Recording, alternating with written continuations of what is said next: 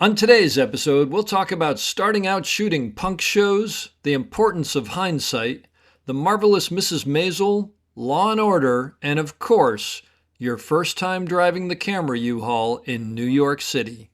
Just a little bit of business before we start. There may be a curse word here or there in this episode, so please listen responsibly.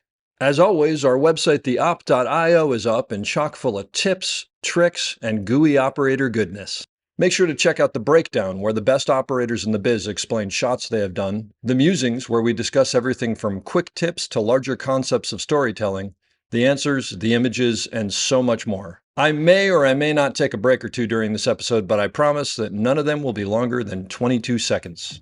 Are you someone who needs custom-made cables for your camera or Steadicam sled? Well, fear not, because the sponsor for today's episode, Custom Camera Cables, can take care of all of your cabling needs. 30 colors and custom lengths means your new BNC or camera cable will be exactly the way you want it. Don't delay, order yours today at customcameracables.com.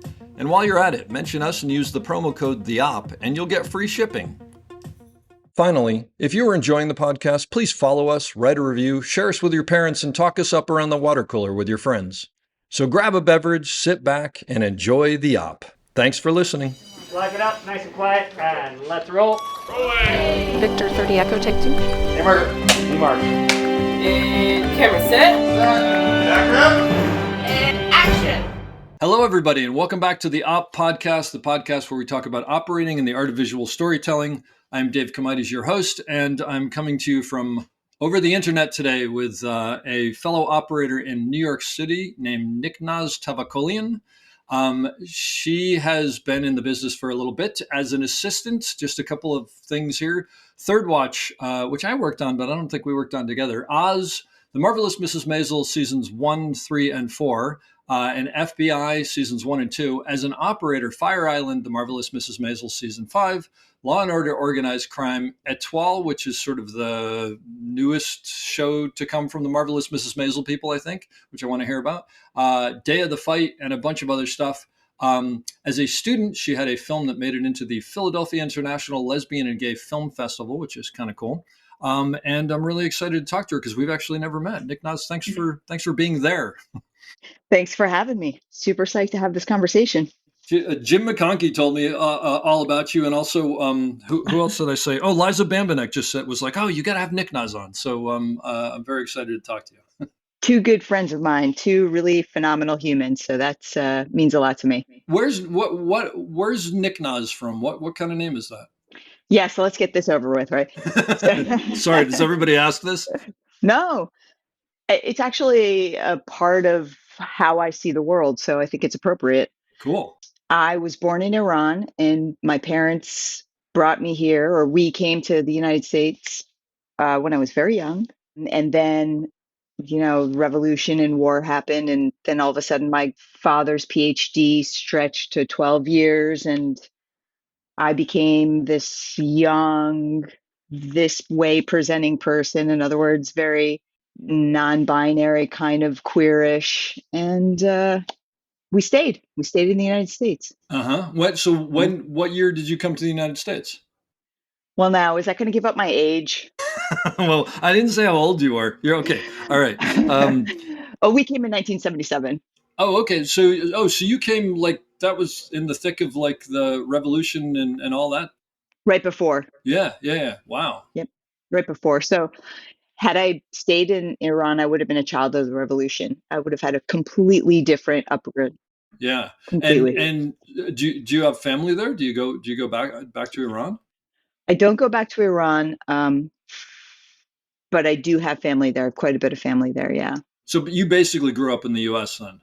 I grew up in the U.S. In fact, that's part of it, is that I was this American kid.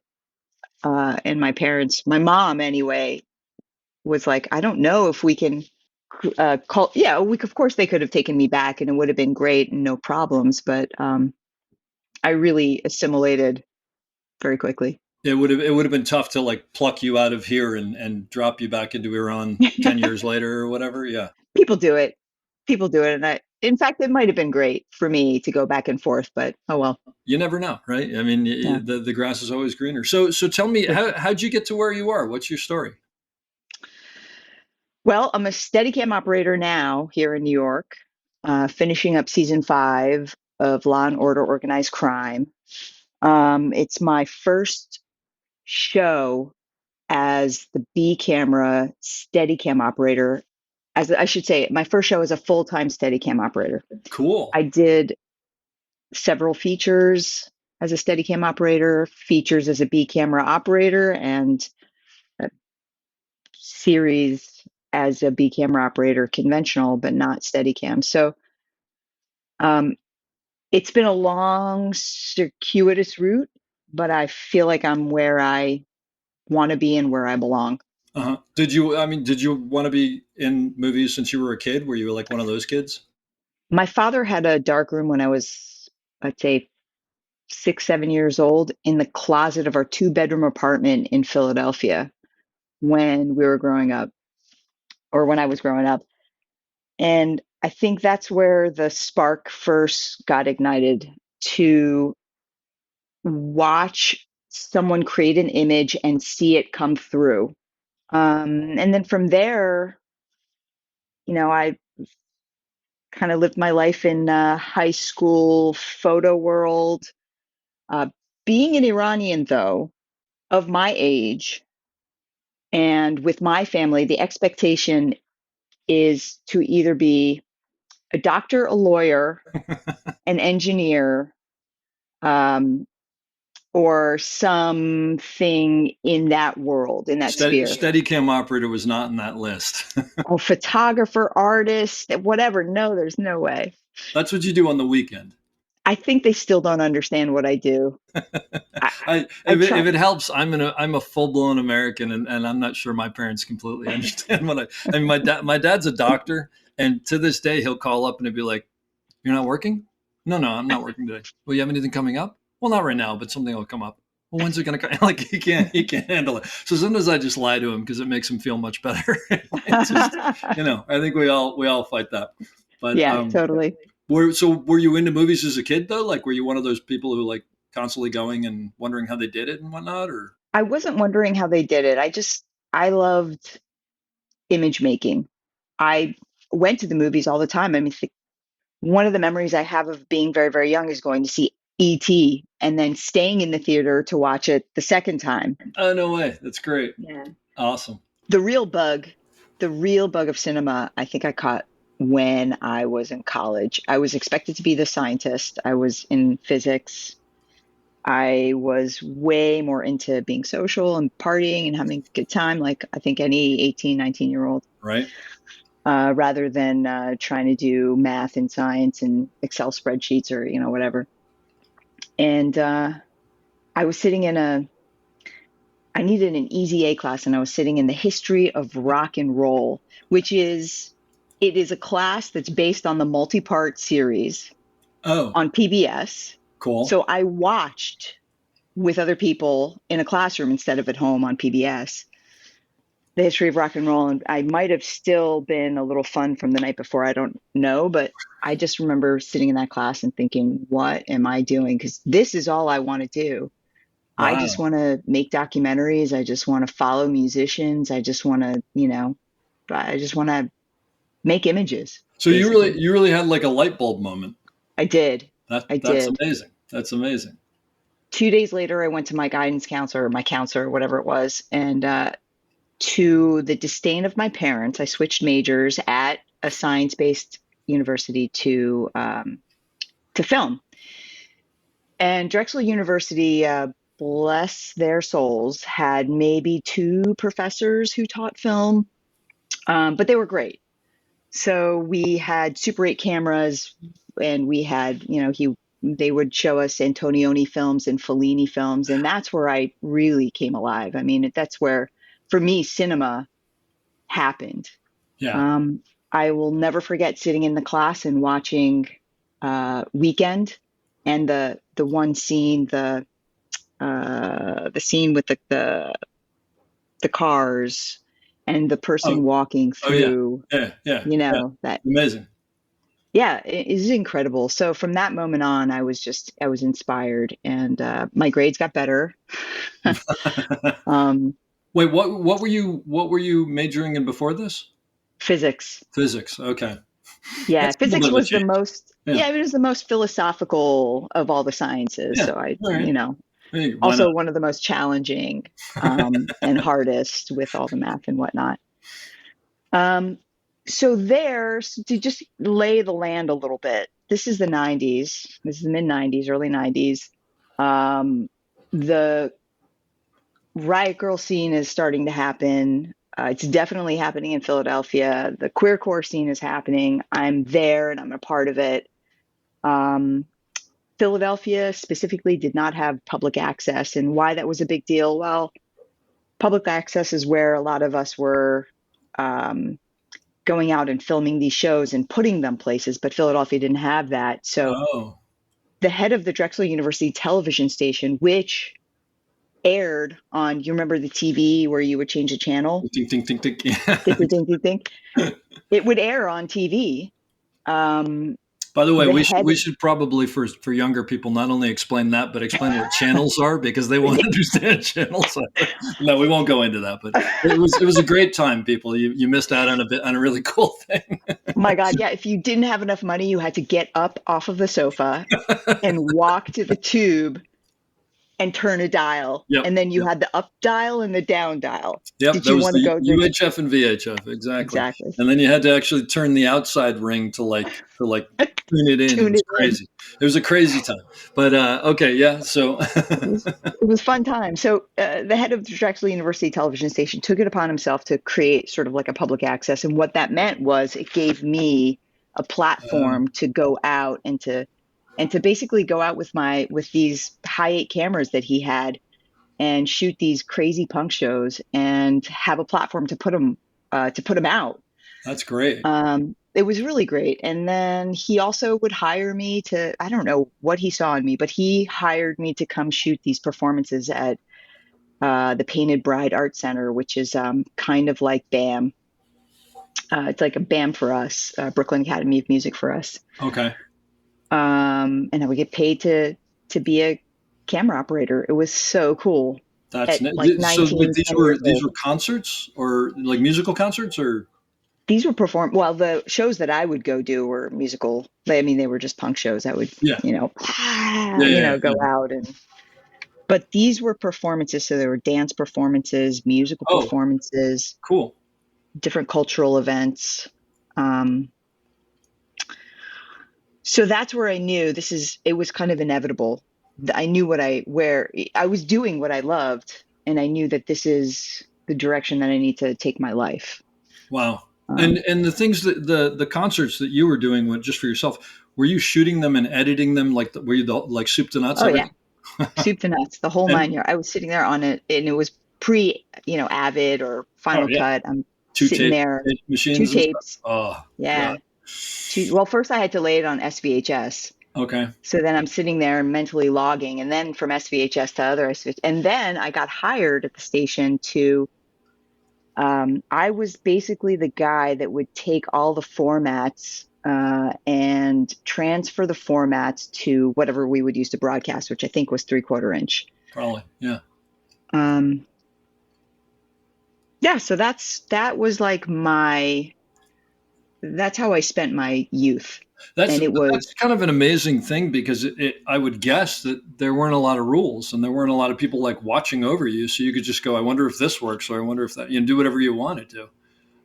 yeah, I mean, that's where I learned about backlight, and that's where I learned about like how to, it may go to dark, it'll go to dark very, very quickly, but if you have even a little bit of a rim light, it looks badass. It looks pretty freaking cool. That's great. That's Yeah. fantastic. And would you usually go out and do these yourselves, or would you have it was just you and a camera and that's it? Oh yeah, it was just me.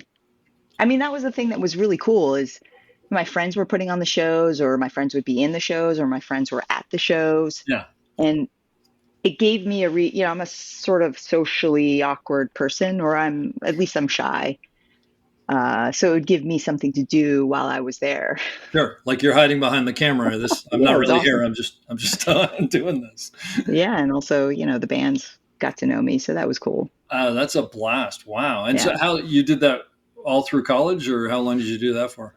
I did that for a couple of years in college. I worked at DUTV all throughout college. So I left Drexel at some point and went to a more robust film program at Temple University. Oh, Um, Not for any other reason than they stopped funding me at Drexel. My parents said, you need to go to a public school. So I went to Temple, and, I got to say, I don't know how you feel, but at at this stage, I feel like I've been, every step of the way, I've had, unicorns guiding me, and I just feel very blessed, yeah. non-religiously blessed and Yeah. lucky, because I entered Temple University at a time where their graduate program was known for experimental filmmaking, and their undergrad class was, they had just divided broadcasting and film, and so film had there was an ingestion of if it wasn't money, it was attention to the program. Uh-huh. Yeah. So we got to play. That's fantastic. I think Yeah. I would agree with you. I mean, I always feel the same way, but I think you only realize that in hindsight, right? I mean, at the time Yeah. you're just like, oh, this is happening and this is cool. And you just sort of go with it. And it's not Yeah. till later that you realize like how you kind of hit the jackpot on so many levels. Yeah, totally. Exactly. And so you went there, you went to Temple for 2 years, like, It ended up being 3 years because I had to make up for some, lost physics times. for sure. And so you were a straight film major there. Straight film major. Straight film major. I was still working at the Drexel University television station, so I was like obsessed. I was obsessed, and you could not get a camera out of my hands. That's great. It Well, was really only fun. video, or did you shoot film as well? I shot only film, Only except film. for the video was the stuff that was going to be broadcast, or I got you. Yeah. But when I got to Temple is where we could use 16 millimeter and their ARESs and SRs and blah blah blah. Those old And ARESs with like the turret, and Oh yeah. we used to joke at NYU that there were a couple that you could faintly see the Nazi insignias on the side. Still, Oh my God, yeah, right. they were sold, but That's they right. worked like a charm. They were great, and they had that little cool like thumb hook The that thumb you holder. hold on to, which is really Yeah, totally. uncomfortable but worked really well. Yeah, those things Totally. were great. That's fantastic. So, Um, so what'd you do after you got out of school? Was it just like right into the business, or? Well, so this thing happened towards the end of Temple, through the end of college. These LA filmmakers came into town to Philadelphia, and they were making a documentary on film, which people were still doing at the time, but a lot of people were moving over to High 8 Yeah. and Betacam to film their documentaries. So this was a fun treat, and they needed somebody who knew how to load film. So they came to our classroom and they chose me. I was like the first to raise my hand, and they chose me, which was awesome. So I went out with this team of like 6 LA people, and loaded film and schlepped gear. Basically, I was their camera assistant, camera PA, camera tree, whatever, on a documentary about the fires that were burning in central Pennsylvania due to The coal mine? the coal Collapsed mines, yeah, mine? I forget the name of it. It's like perpetual fire, underground fires. And underground did fires. you go to? I don't know, remember the name of the town, but did you go to that town? But it's like been. Centralia. Yeah, Centralia. That's right. Oh my Yeah. gosh, that's amazing. Yeah. I've read about this place. Yeah. That's incredible. Not only would we go, they took me to Centralia. They put me up for several days. They fed me. I loaded their film. I schlepped their gear. They also, it's the middle of Pennsylvania, and anybody who's from this area or this region knows that Yingling Lager, or Yingling, is a beer of Pennsylvania. It's Okay. known in that region as well. So we'd put down a $10 bill, and we would just get just so much alcohol. That was my first Like, this is foray great. with film people, around film, outside of academia, outside of the university. And, it was inevitable that I would, go that path. Yeah, that Go would this pretty path. much sealed the deal if ever if it even needed to be. Yeah. So let me ask you a question about that because maybe I mean, this is, maybe you remember this, maybe you don't. So these people who are professionals come into your class. Hmm. You've never worked on anything quote unquote professional before, right? You put your hand up and say, I can load. And obviously you can load, but I'm assuming you don't really quite know if you can do what they're going to ask you because you don't know how much and how fast and whatever. Do you just kind of BS? I mean, like, are you, what's the head game like when you go into something like that? Do you remember? Yeah, I do. I was known in that class as being the sort of techie person who I was the person that, grad students would use to help them with their camera stuff. So Okay. I was sort of, you don't know what you don't know.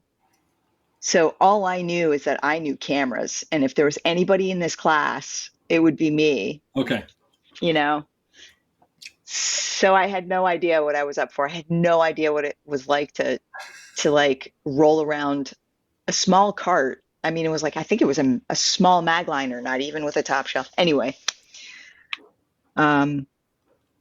yeah, so no, I didn't need to bullshit. I just Wow. And did it. actually, I mean, I'm kind of geeky this way, but that's a really cool first project to work on because it is one of those things that like no one's going to Centralia unless they're doing a documentary. I mean, like I've actually wanted to go there, and it's like you can't get close to it and whatever. There's still like two people living there or something. That's really wild. And how long was that? How long did you do that for? We were out for probably only 4 days. Okay. We did some B-roll and shot a couple of interviews, maybe a week, Yeah. All something right. like that. But it was enough to give you a taste besides that and the beer that this is where you were going. And were Yeah. you specifically thinking like I really want to be a documentary filmmaker at that point Yeah. as opposed to this that was it. Yeah. That documentary and also experimental filmmaker. I mean, that program was so focused on nonlinear or not nonlinear. I'm sorry, it was nonlinear storytelling. Yeah, yeah, yeah. Oh, okay. That's very Um, yeah, I was very lucky. cool. Uh-huh. Um, And so did that end up turning into something after that? Or you went back to school? You were in school still, no, right? yeah, I was still in school, finished school. I had friends. So my roommate at the time, her sister was a camera assistant in New York by the name of Claire Cario. So I was really good friends with Claire's sibling. And so I knew Claire. Claire would come to town. We would hang out. Claire knew that I was into film and she knew that I wanted to come to New York and be a filmmaker. Now, Claire Cario was the focus puller on Boys Don't Cry. She did The Believer. Wow. She worked with Jim Deneau. She did The Incredibly True Adventures of Two Girls in Love. I mean, she was known. She was in that indie world in New York. Mm-hmm. She's no longer in the business. So when it was time for me, when I was finished school, I knew Claire had my back. So I knew I was going to move to New York. I knew that, that was what was going to happen, but I wasn't quite sure how. Now, you had asked me, or you were wanting to talk about some stepping stones that maybe were uncomfortable to get you to where you are. They're always good to hear. So I'm trying not to call it failure because I feel like failure is such a negative thing, but actually, and people out there, I'm sure, have had the same feeling, but as you grow and as you move from one stage of whatever it is, your life or your career, to another, there are growing pains and you're going to make mistakes. Mm-hmm. You're gonna fall. I don't know a single football player, not that I know football players or that I even watch football, that hasn't been tackled, right? It just is it's par for the course. It's what happens. So Claire calls me up. She's like, listen, I'm going to shoot this short film. Why don't you come and do sound on it? And I thought, well, I know how to thread a camera. I can thread an Agra. No problem. Yeah. Here I go.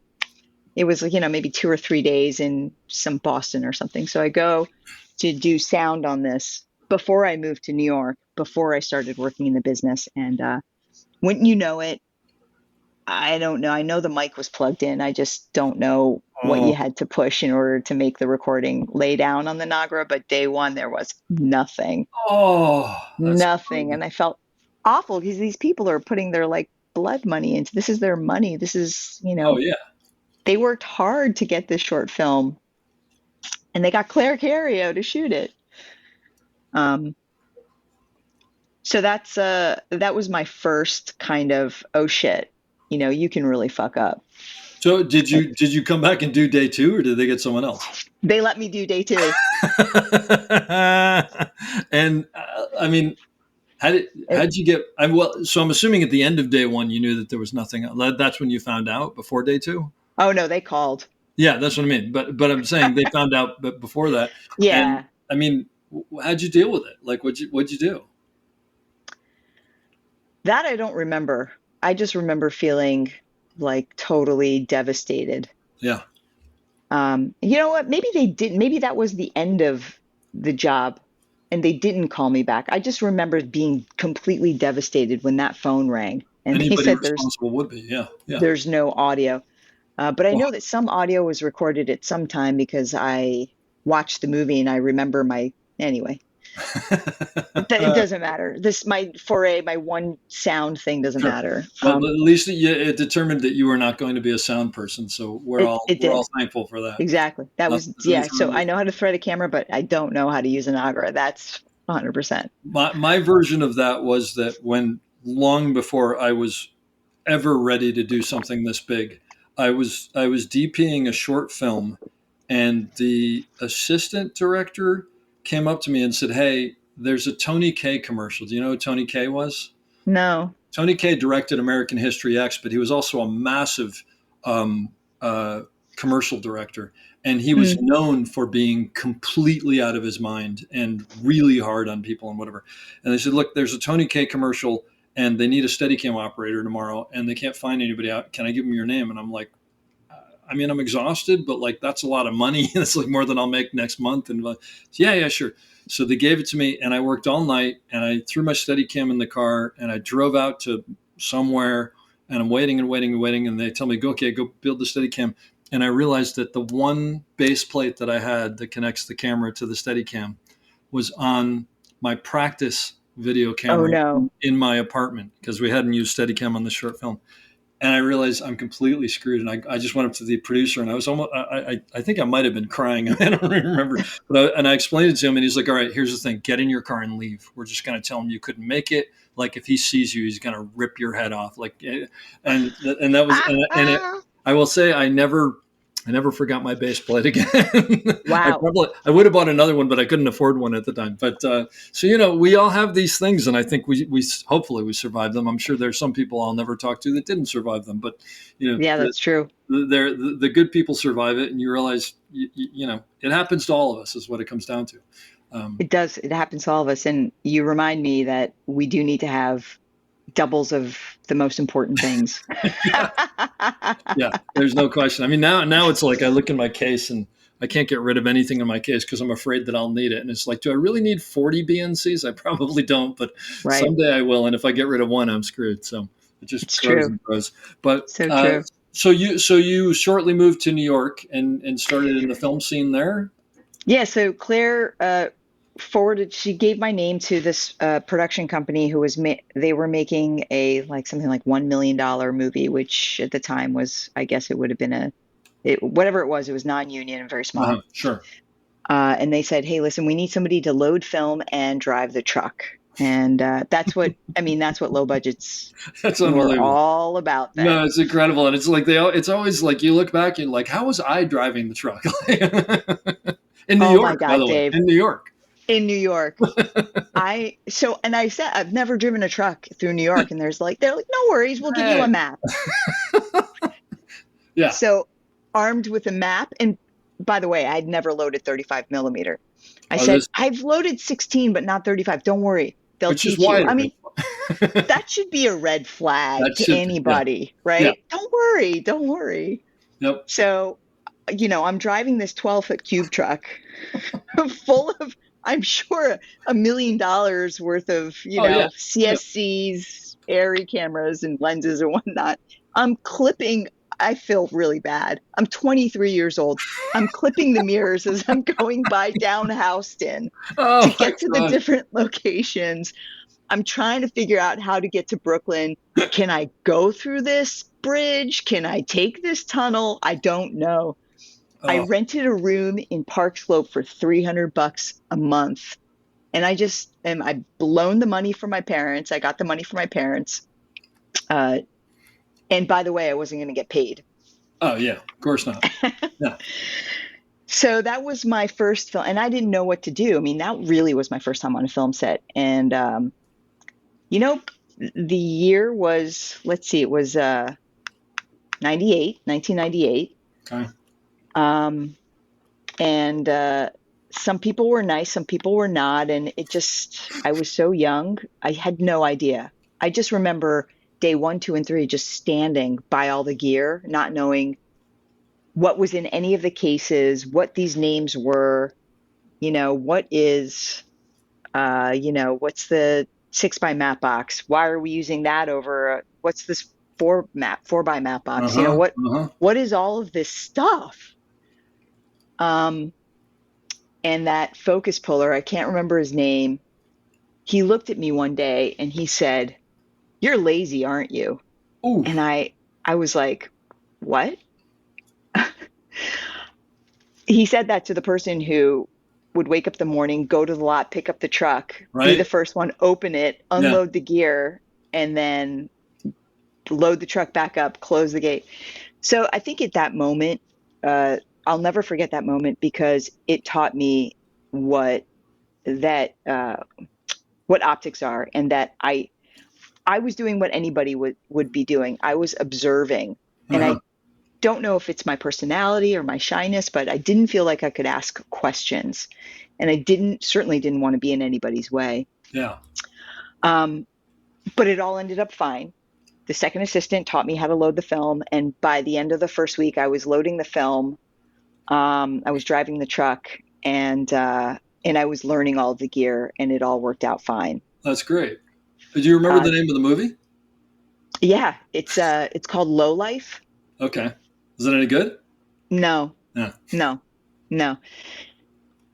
and it went straight to video. It was it was one of those you knew it was not going to go anywhere. Yeah, It had yeah. Nicolette Sheridan and somebody else. I can't remember. All right. But there was a day on this movie where, I mean, I won't even tell you the time that I, almost ripped out the dark room, and we had, there's these signs that say, no clearance past 6. Well, I don't know what 6 feet is. I don't drive trucks or, so I did put dents in this thing. Oh, jeez. But there was one day where we had 2 cameras downstairs on one floor of this. We were in Manhattan in some high rise. 2 cameras handheld downstairs. Up on the roof, there was another unit that was shooting some rooftop something on the 5th floor. And I was in a photo dark room loading film. That's where they found a place for me to load, somewhere in between. So I spent the entire day on an elevator going downstairs and upstairs and just loading film. And between 2 film stocks too, just loading and running and making sure nobody ran out of film. And by the end of the day, it may have even been 6-day weeks. It was something outrageous. Whatever it was nuts. That job was nuts. By the end of the day, I had something like 30 cans of film. And the darkroom bench was just piled high. And I started crying. Oh my how am I God. going to do this? Because I now have to do all the paperwork, and then I have to load the truck. Oh And then my. I have to drive it back Oh, to the lot. And then I have to take the subway because I don't have any money yeah. back to my $300 apartment. Wow. Yeah, well, And basically, like you're wrapping and you've got another 5 hours worth of work to do. it was so devastating. Oh God. It was devastating. But there was this day player on that day who became a really good friend of mine, who is also no longer in the business, but his name is Mikey Jackson. And he said to me, "I'm going to be here till the end. I'm going to help you, and I'm not leaving until you leave." Oh. And then he said, "And you should ask them to pay you." You're probably like, wait, that's an option? I didn't know that was an option. Exactly. I didn't know. Yeah, no, of course not. Yeah. I didn't know. And did So you? yeah, so the next day I said, you would have to, for what I did yesterday, you would have to pay somebody to do what I did. Yeah. So can you please pay me? They said, sure. How does $50 a day sound? I was like, yes, That's great. Good for you. That's fantastic. Good for yes. him for saying something. Yeah. That's great. So that was my first film. Well, but it is one of those things that, like you said, you don't know what you don't know, and Yeah. I think when you are new, you do tend to sort of stand off at the side and go, I don't know where to, because everything's moving so fast and so crazy. I don't know where to jump in, and I don't want to be a problem, but you want to help, but you don't know how to help, and it's sort of, so you trip over yourself till you figure it out. I think that's the key to it, right? That's exactly right. That's amazing. So that was what, like a 4-week show or something? Something like that. Yeah, it must have been 4 6-day weeks. Yeah. And so did you come out of that basically going, I may not be able to drive the truck, but I can I can load. I mean, did you feel like you were a loader at that point? Like you like, I can go onto a set and do it? Yeah, and in fact, the next month or whatever, within the time that I had that apartment, I got called to do a PJ Harvey music video, and Oh, man, cool. I thought I had made it at that That was, point. yeah, yeah. Uh, That that's was great. it. I was like, this is it. I'm living in New York City. I'm working on films. This is my dream. I'm Yeah, living my dream. And yeah, there's yeah. PJ Harvey. Oh, that's fantastic. That's Yeah. great. That was a. I actually, I don't know about you. I don't know if you did them for a while or whatever. I actually miss music videos a lot. I mean, they were a grind. There was there was no question that, because there was never enough time, and there was always too much. And there'd be those great things where it's like, all right, we only have the talent for 30 minutes, and it's like, what? It's their music video, but that's another story. But I always loved doing music videos because it was just like there were no rules, and it Hmm. was music, and hopefully you got to work with someone cool that you actually liked it. But Yeah. yeah, Yeah. that was always a blast. It Um, was. It was really innovative. And I have to say, it's really too bad that music videos aren't what they were then, because it would be so much fun to leave the TV world and do music videos for a little while, or cut my teeth on music videos instead of cutting my teeth on, yeah. the shows that I'm cutting my teeth on. Well, it was that area where it's like, again, because people were, a lot of them were low budget, and they were just happy to be getting something you could learn. I mean, I've said it, I don't know how many times on this, but I really learned how to do Steadicam with this company called FM Rocks, and it was Mm. for quite some time. I was I do a couple music videos on a weekend, and Maddie Libatique was the DP, So cool. and Mike Bauman was the gaffer, and it's just like, So cool. I mean, I haven't gone to where they have, but those guys are the top of they're the top of the heap. I mean, it's amazing. Oh, I So think you have. I I've think done you have. no, I've done all right, but I'm not putting myself in Maddie's position, Yeah. but or Mike. But yeah, it was like we were learning, and it was just like, what happens if you turn this light on, and oh, the Steadicam can turn upside down and whatever. So, yeah. So how long did you load for before did you? I'm assuming you moved up to assisting at some point. Yeah, so then I spent time. Okay, so yeah, so then came the indie world, and I was a loader. I was Mikey introduced me to other people, and Claire, of course. I went off and did movies with Jim Deneau and Terry Stacy as Love Jim. their, Yeah. yeah, Yeah. as their loader or second assistant, depending on if it was 16 or how big the budget was, or Hmm. what.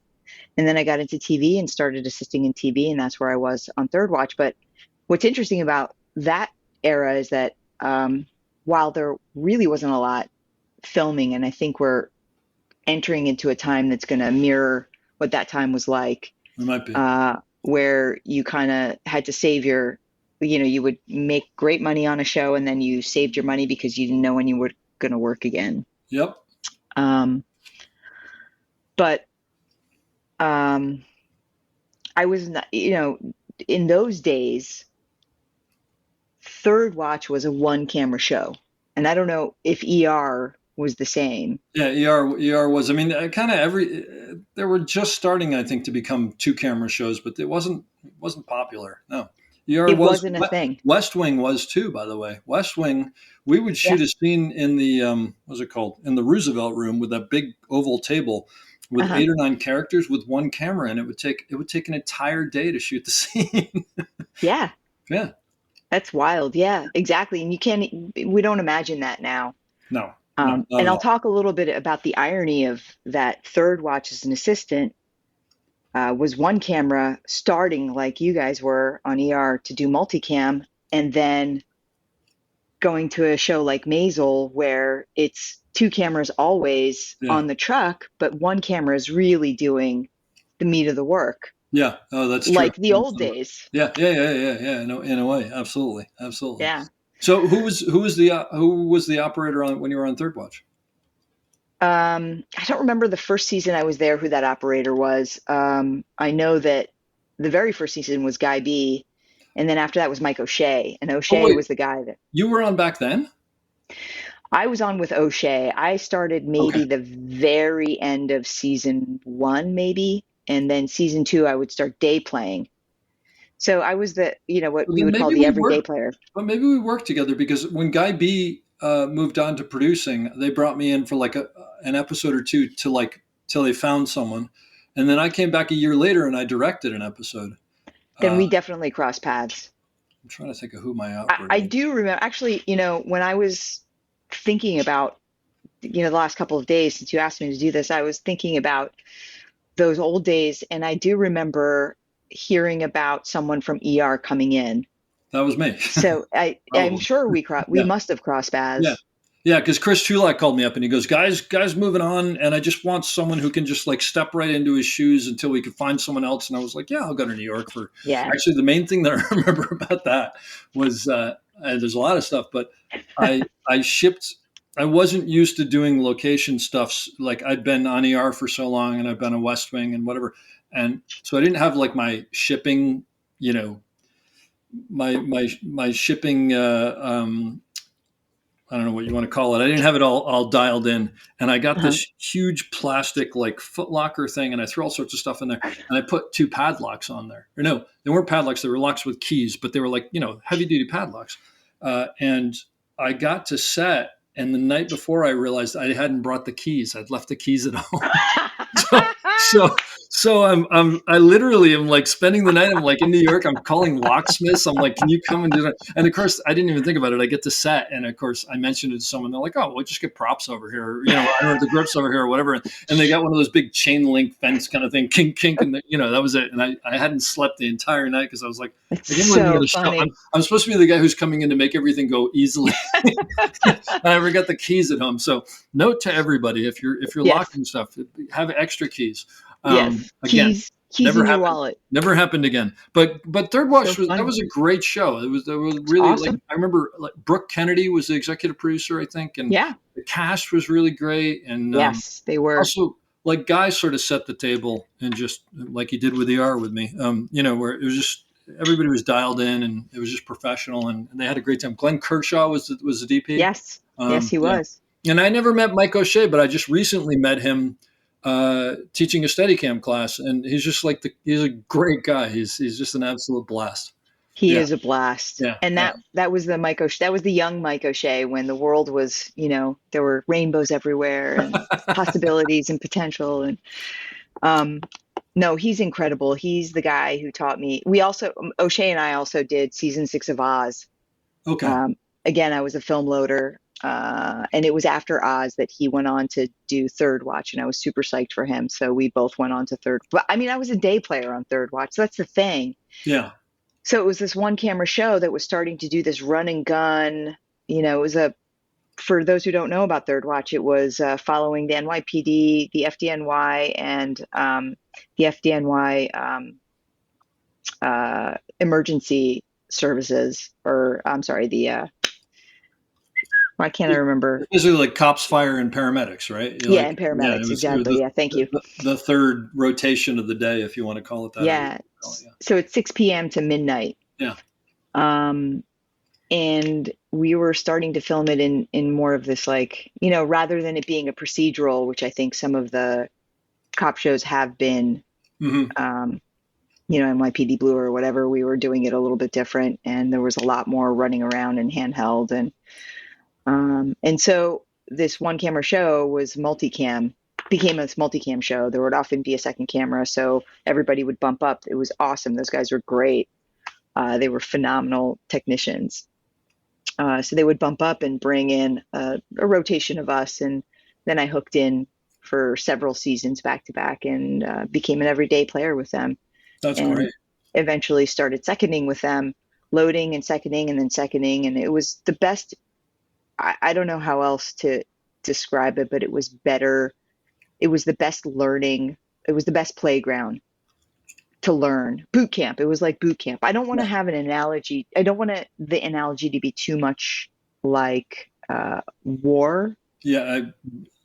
But it was maybe like being in an emergency room where you are moving very quickly and you have to do it correctly, and you just have to do it and do it well and do it right and do it fast. Yep. And well, but the other thing that I think, and it's specifically about that place, because it was such a great group of people, and not to say it's the only one, there are other ones, but there are some places that aren't like this, is that, yeah, you have to do all that. But like when someone stumbles, everybody picks them up, and it's very much a family, and it's very much, we're not going to let you fail, which is always a great place to learn. So did you eventually pull focus on Third Watch while you were there before you left? You got up to seconding.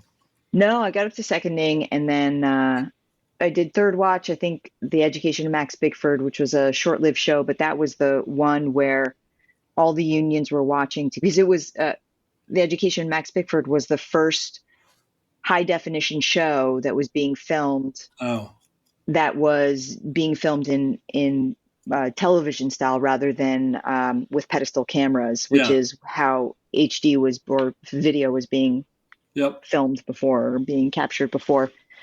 So the unions were looking at my position. Was I a loader? Well, I'm not a film loader, but am I a loader? Am I a utility? Yeah. What union is it going to fall under? Louis Rothenberg was our DIT before there was a DIT, such a thing. Mm-hmm. And he was laying down onto tape from his cart. So, we had all the snake cables, and I mean, it was a whole thing. Wow. That must have been head spinning as far as just like completely a new way to do things. Oh yeah. I mean, you'd open the case for the camera and there would just be cables coming out of like there were cables everywhere. Whereas before that, there was basically a video like cable. There was a video cable and there's a power cable, and that was it. And that was it. Yeah. Didn't. I mean, it was like so simple. I mean, it was very complicated, and of course the mechanics of the movement and all of that. Sure. But there was no Teradek. There was no, I mean, even before Teradek, what was it? Oh my God, what did you have to have always as a Steadicam operator? Oh, the Modulus 2000. Yeah, the Modulus 2000. And before that, it was even these other completely illegal, that I'm sure took years off our lives, that went to like one. I remember the one that I had. It was in like a gray box that with no marking, and it came to one channel. That we're talking about transmitters for anybody who doesn't know, because they were illegal, because they transmitted on actual television stations. Yeah, yes, it was crazy what we used to have to do, but nonetheless. And so, what did you eventually move up to focus pulling on? What show do you remember? Well, so what's interesting is that after that, I needed to take a little bit of a break. There was, for whatever reason, this is after 9/11. I was in New York at the time. It's now 2003, 2004. I'm in this new budding relationship, and I was doing this really great experimental stuff in college. And I was, I'm now in my mid to late 20s, and I want to deeply go back. I want to go back to making films. So I actually left the business for a little while. I started pulling focus on, student films and whatnot, but I was definitely working my way towards that, but I wasn't sure if I wanted to do that in the industry. Yeah. I wanted to make, I just want to make films. That's all I wanted to do. Well, I mean, was it, I'm only guessing here, but was it sort of like you're looking at your trajectory and you're going, I'm going into like network television essentially, and this is not what I originally fell in love with, and I'm not quite sure. Because I know Exactly. that does happen with a lot of people, is like you're on the ride and suddenly you look back and you go, wait a minute, this isn't this isn't what Yeah. I signed up for. I'm This doing isn't something what I really different. wanted. Yeah. Yeah. So I went from doing indies as a loader or second assistant, running around with Claire Carrio and Terry Stacy on a small little movie uptown, upstate New York yeah. in the snow. And then all of a sudden I'm working, I'm walking onto a film set where a bus is like falling over Yeah. and that's our set, with 7 cameras and IMOs. IMOs? Yeah. I think I almost that's what those they're little little IMOs, little crash cams. little, oh no, they weren't wind up, they had motors, but yeah, the little crash cams, it was like all Little, steel. Yeah. hmm Yeah, we'd stick them all over the place. Yeah, but Yeah. it's like you understand it because you sort of do get caught up in the machine a little bit, right? And then you go, wait, this, not that I don't like this and not that I'm not happy with, but it's not what I started out doing. So Yeah. And it was hard. It was really hard. At that time, things were hard. It was hard to bump. It was hard to move up. I, was not necessarily what I signed up for when I got, so lit up and excited about film during that, documentary shoot. uh-huh. It was different, and I was surrounded by a lot of different. Just it was very different, and there were not a lot of people who look like me. Again, for those who don't know me, I, I'm very open about being queer, and I don't look like, I'm Middle Eastern, I'm Muslim, I'm just different, and there isn't anybody who looks like me on a film set. Well, and also I was going to ask you just on a very specific note back then, because I lose track of things back. So Third Watch, which you seem to have done a while, you said was like 97, 98, something like that in that era. That was 2000. That's I 2000. started probably 2000, yeah, Okay. 99, 2000, 2001. Were there, was it rare for there to be a woman in the camera department still, or was that not really something that you noticed? There were very few. I mean, I could count on my hands how many female camera assistants there were, Okay, so that's what I sort of lose track of when it was like it didn't become unique to go, oh, there's a woman on our crew, as opposed to like, Yeah. no, of course there's a woman on our crew. Yeah. So that was still back then. So yeah, so there were a lot of reasons that you sort of stood out. Did you ever feel? I'm not talking about Third Watch specifically, but did you ever feel pushback from people, like because you were sort of at the beginning of that wave, or did people accept you? I mean, I think what it looks like is it looks like you just don't bump. I was definitely accepted. I mean, people, I looked funny, and I think the people who didn't accept me just didn't hire me. So there were definitely shows that I never worked on in the city, but I got to work on, like, Sex in the City and Oz and all of those new HBO shows. I went down and worked on The Wire for like maybe a week or two. Oh wow, So like people knew I knew people knew who I was. It was a small community then. yeah. Especially in the television world. So if you knew that pace and you could do that, then you were called. Yeah, which is good. I mean, basically, they don't care much about beyond. Can you do the work, which is what you would hope for in an ideal world, right? Just people who are good. Yeah. That's good to hear that you didn't feel pushback. So you said you left the business, did you I leave left the business? But leave the business meaning to try a different part of the business, or like I don't want to do this anymore, I'm going completely away. I wanted to be an artist. All throughout this time when I was working in TV and in the indie world, I would, I bought a Bolex. I would go around filming. I would, do time lapses. I was always making and creating and always trying to keep my visual eye, that muscle. I was always trying to work that muscle. Mm-hmm. So I had it while I was still in my 20s. I wanted to go back and I wanted to try to become an artist, to try to become a filmmaker and an experimental filmmaker or a photographer or an artist. So, so my partner and I left New York. we moved to Minneapolis. I worked at a college working in their film program and um, got access to their photos, their dark rooms, their color and black and white dark rooms. And I was shooting short ends. I would re-spool short ends into my camera. And there was one place that would process motion picture film. I guess there's some part of the emulsion you have to wash off first before you send it into the developer for color film. Okay. And so I would get these 35 millimeter, I'd get the negatives back 35 millimeter, and I could blow it up to 40 by 60. Wow. And it was so cool. I had so much fun. I had a But lot of fun. is that basically what did you sort of teach at the school in order to get access to all the stuff that you could then play around with? Was that the idea? I worked at the school, ironically, fixing their ARESs and getting their. I organized their gear in their equipment room. Oh, so you weren't teaching; you were dealing with I the was just gear working. and whatnot. Yeah. I got you. Okay, but I mean, the question I guess I had is, was that sort of the design behind it? Is like I can go there and work, but I can. But I can work on my reel, and so that's what great. I did. Yeah. I was building a portfolio. I had access to these really great professors, and they looked at my work. And one professor, her name is escaping me, incredible, represented here in New York in some art galleries. She said, "I don't know about your photography, but your video art is very good." Wow. So I applied to grad school, and I got into grad school in Toronto, and I went out to the York University in 2006 to 2008, and I got my MFA in what they call time-based art.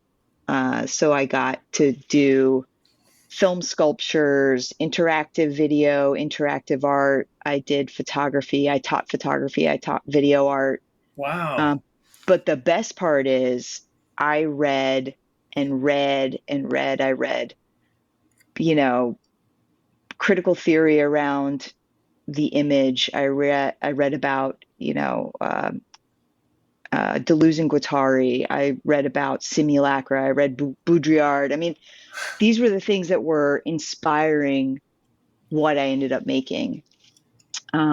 So for a couple of years, I had a studio in Toronto, and I was making art, and I had a solo show, and that got covered.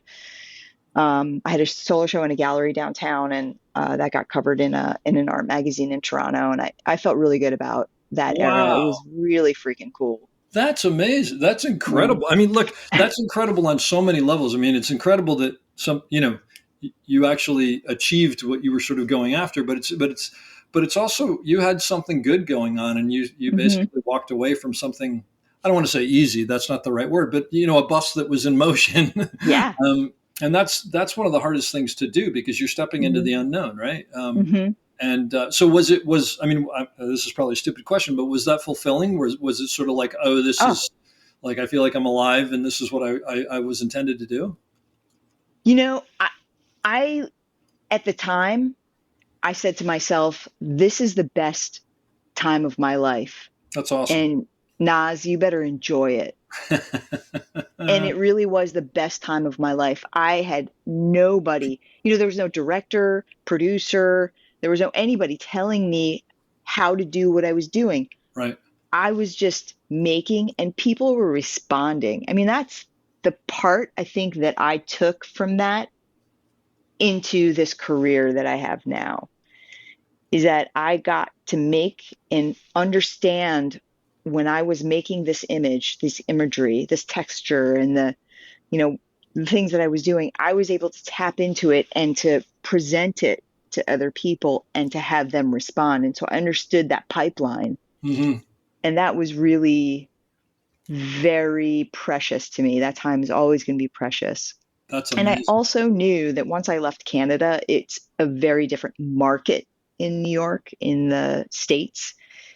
Art in Canada is subsidized by the government. There are artist-run centers. I mean, it's a very different beast. And at least it was then, in the early aughts and later aughts, than it is now. I think it's a little bit more commercial, like it is in the city or in New York or in the West, the United States. So I ended up leaving because my partner couldn't get a job there. There was a big part of me that was considering staying and becoming a professor and being an artist and living that life. And I don't know what that would have looked like. I don't know what sphere that would have been, but my partner couldn't find a job. But she did find a job in New York, and New York, I knew that I always had that to fall back on. I always had the film business to fall back on. So I said, fuck it.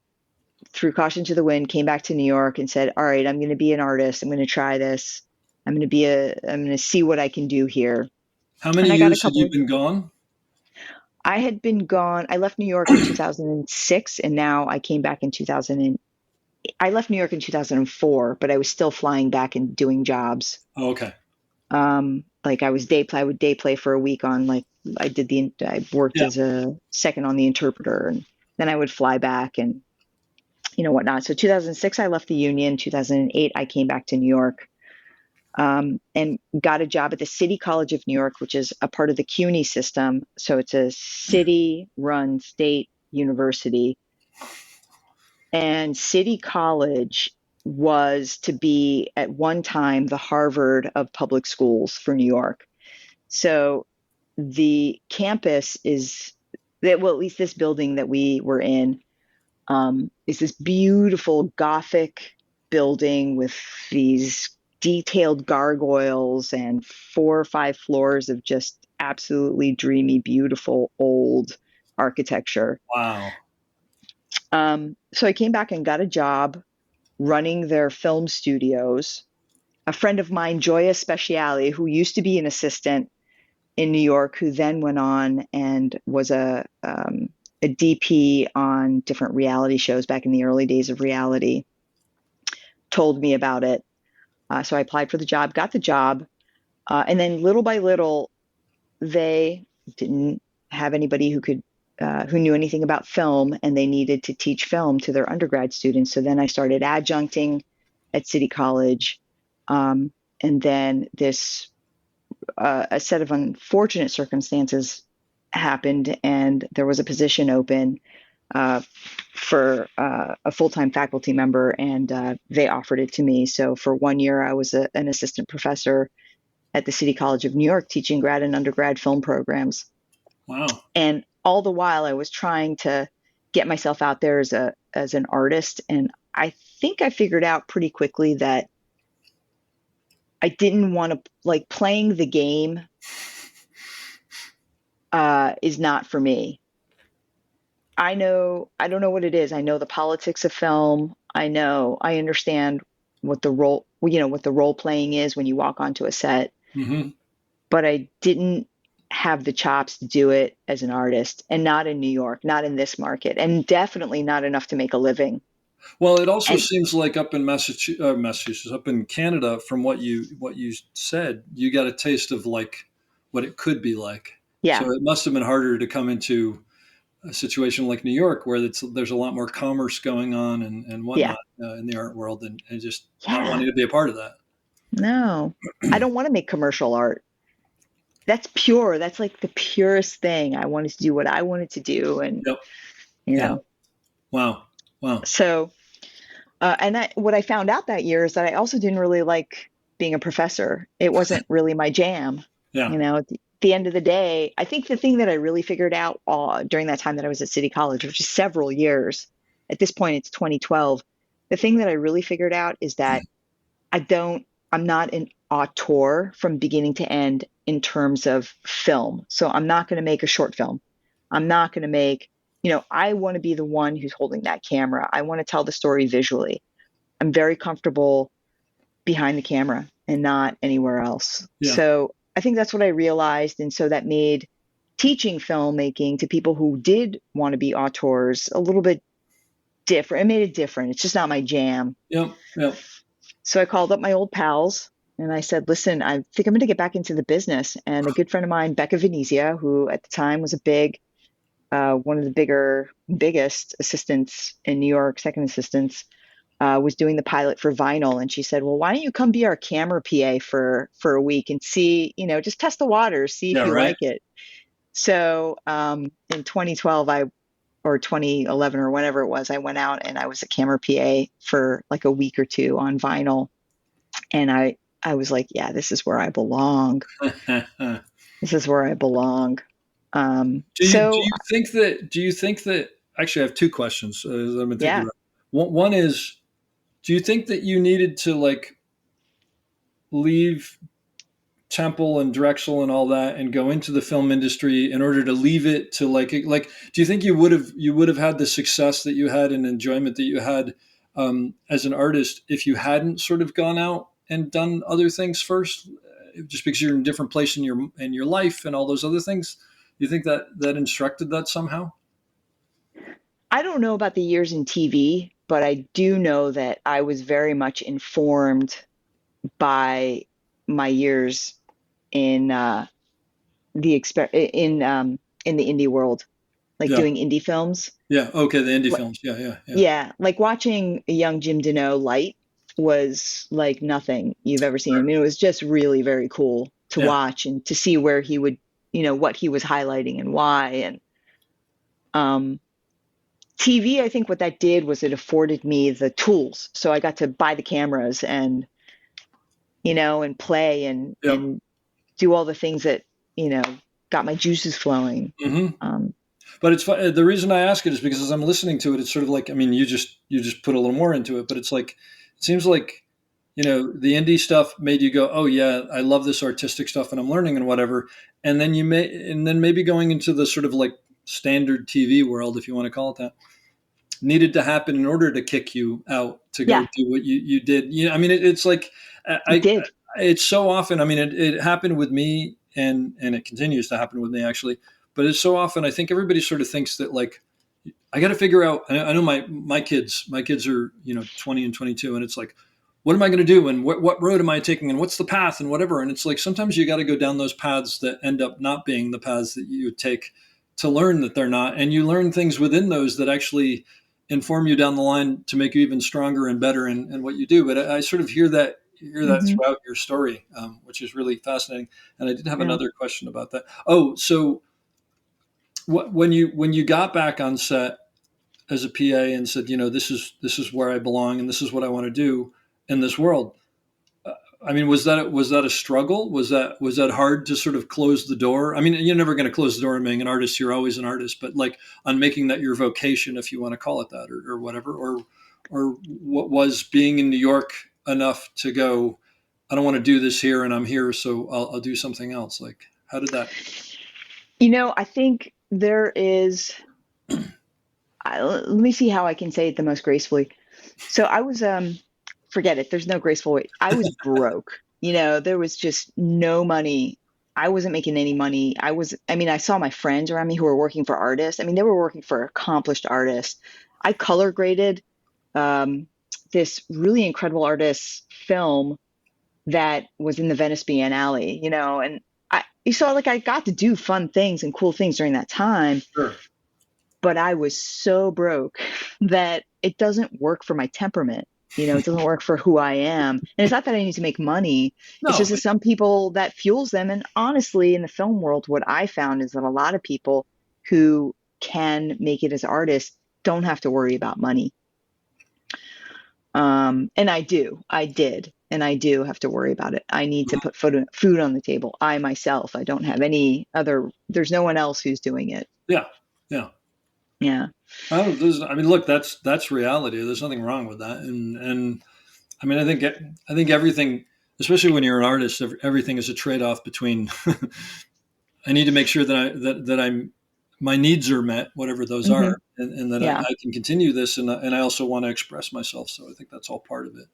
Yeah. Um, so So, did you get back into focus pulling pretty quickly then once you got into that world? Or did you have to no, you build would back up? think. Wouldn't you think that's the way it goes? You just pick up where you left off. No, and at this point now I was on a mission. I knew I'm back. I'm back in the film business. I call up my pals Lee Vickery from Third Watch, and I say, listen, I'm back in the business. I called up Pearson Silver, call up all of my old pals, Yep. and I got a job as the full-time loader on Blind Spot, which was a 22 episode TV show about a woman who has, I don't know if I can say it with a straight face. She has all tattoos all over her body that each one cracks a code for the FBI. Oh my God. These are the shows where you're like, I really want to be in the pitch room when someone pitched this idea. That's amazing. And this didn't go on to be a 10-season hit. 5 seasons. 5 5 seasons. seasons? And it was huge in Japan. Blind Spot. Huge. I'm checking this out. Okay. All right. Well, you know what? I worked on a TV show that was only 1 season, shockingly, called Blind Justice. I just made me think of it when you said this, but it was about a blind cop. Okay. Oh. And here's the funny part. Ron Eldard was the actor in it, and Ron did such a great job pulling it off and making the unbelievable believable. And but the like, you know, and it was a formulaic series and whatever, procedural, I guess, sort of. And the reason that it didn't work was that the crimes were so sort of Murder, She Wrote bad. Like it was like the thing that wasn't hard to buy was that the cop was blind. The thing that was hard to buy was that, like, in the 10th minute of the show, everybody didn't realize that the florist did it. and I remember he would come in and he'd go, "Do you realize what I'm doing here?" And they can't write better than they, like, it was amazing. Yeah, it was incredible. But anyway. Man. Wow, 5 seasons. Sorry, I'm gonna have to find this on streaming. This sounds phenomenal. Yeah, find a couple of them. 5 seasons. So did she get more tattoos as she went along, or something? You know, honestly, I left after season 2, so I don't know what happened after that. I don't know if they like disappeared. They became, you know, like they lit on fire. I'm not sure. That's great. I love this business. That's I'm fantastic. not sure. So that kept you for 2 seasons. So you at least were making some money and living. I was making some money, but the thing is that now I knew what I was doing. And, you know, the thing that I think is really interesting is that I lived all that life as an artist, and there was somewhere within me that it wasn't satisfying me completely, no matter how much I enjoyed being in Toronto and living an artist life and having a studio and all of that came with it, and being known as an artist. There was something that was just it didn't come together. And it started to come together, and I was on a fast track. So the first year I was the loader, the second year I was the key second. And then from there, you know, I owe my career to a bunch of people, and I'll talk about, you know, obviously the McConkeys later in this, you know, not too far later. But Lee Vickery is a good friend of mine and a career focus puller, and just such an incredible person. He was when I was coming up in my 20s, when we were in our 20s. And he was really phenomenal. I mean, he believed in me, and this is the thing. You, in this business, in any business, you need somebody it's not that you need somebody. It's great when you have people who are around you who believe in you. Yeah. And he pushed for me to start pulling focus, and so we did another show. I was his second assistant, and we did another show where I would go off and be the A focus puller on tandems and still be his second, you know, 7 other days out of the episode. So that's when I started pulling focus. I was on a fast track, so it only took a few years from there, but I didn't pull focus for too long because I knew I wanted to be a Steadicam operator. I mean, at some point, when I was working at City College, I had them buy little glide cams, and I had them buy whatever the itty bitty Steadicam is, where you have the all Velcro vest, and I don't remember what it's called. Zephyr, I don't know. There's so many different or whatever. Anyway, but I don't know, whatever it was.